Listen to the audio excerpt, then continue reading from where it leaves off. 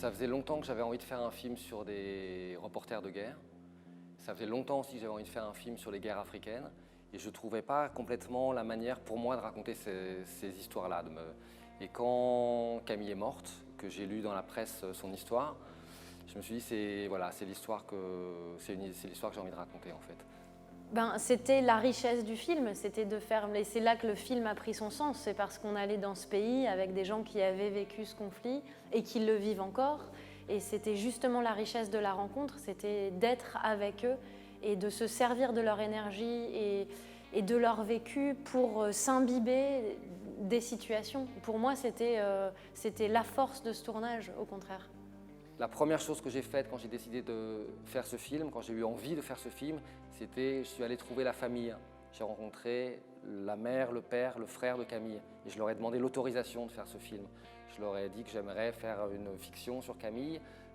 J'ai essayé d'expliquer pourquoi ça m'intéressait, pourquoi je me sentais proche de Camille et je leur ai demandé l'autorisation.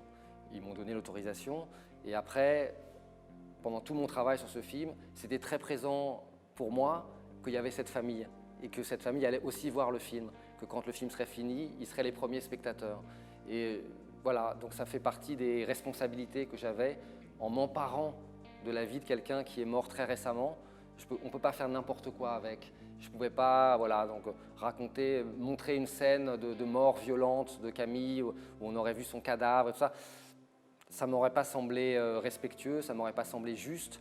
Et je pense que dans tout le film, avant, se pose beaucoup la question de toute façon de savoir qu'est-ce qu'on peut montrer de la violence, comment on peut regarder, comment on peut représenter la violence. Et à la fois dans le film, on voit des choses violentes, c'est pas un film tout doux, mais on ne voit pas non plus n'importe quoi, on montre pas les choses les plus horribles, voilà, c'est pas un film gore, c'est un film qui essaye de réfléchir sur la manière de regarder la guerre, la manière de regarder la violence, la manière de regarder ces conflits lointains en Afrique ou ailleurs.